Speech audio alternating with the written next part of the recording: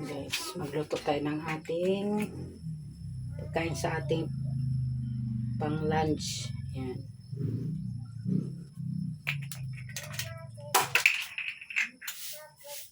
So, pag naluto na yan, ay ating kakainin ko yan. Yan lang ang kakainin ko guys. Wala tayong kanin. Ano lang, repolyo and carrots lang. Tapos natin siya ng itlog. Ayan. Ito lang yung aking kakainin sa pananghalian. At igisahin natin para siyempre para masarap naman din. Isahin natin sa ating bawang at kamatis at sibuyas. Ayan. Ginamit natin mantika dyan ay yung olive oil. Ayan. Natin yung ating sibuyas.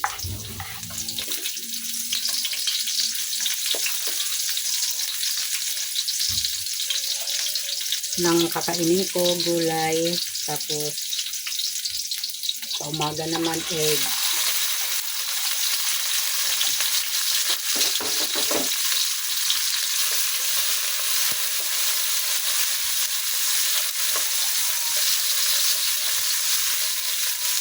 Nag-start nga pala ako sa pagkain ko ng gulay-gulay lang kagabi. Hindi na ako nagra-rice, no?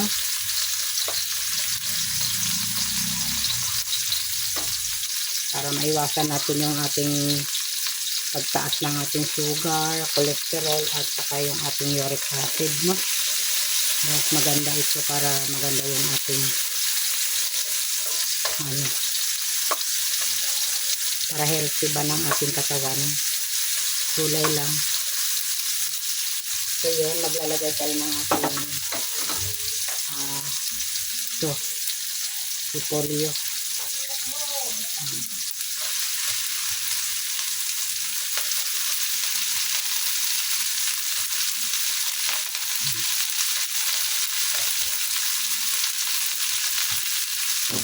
Haluin natin.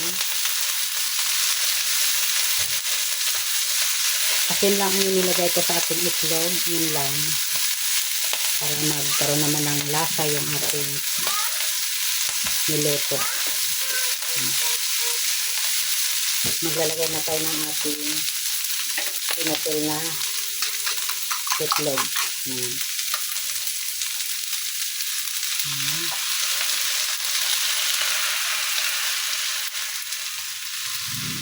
Masarap. Ito lang yung kakainin ko.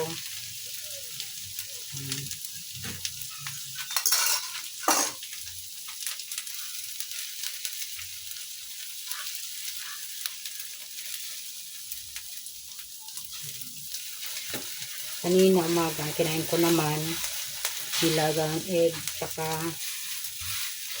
talbos ng kamote. Inanda natin yung ating apoy para hindi siya masunog.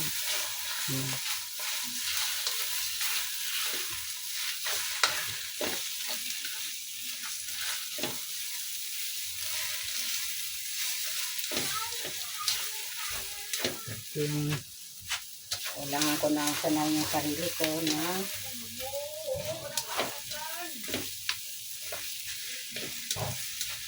bawasan yung ating pagkain tulad ng alisin ko muna yung kanin, no? Sanayin natin yung sarili natin.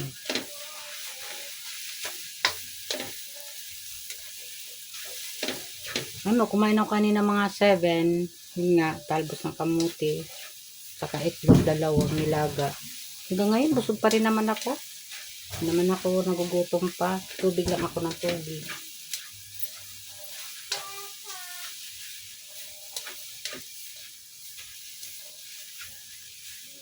Sarap dito kasi crunchy din yung ating gulay.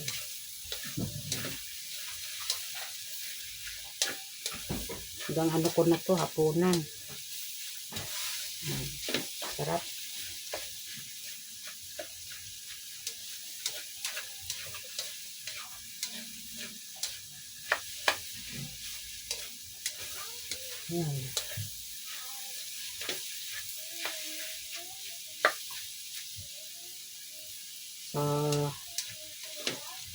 Ito na.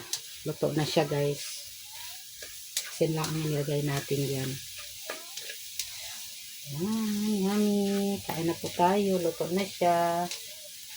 Okay na. Kain na.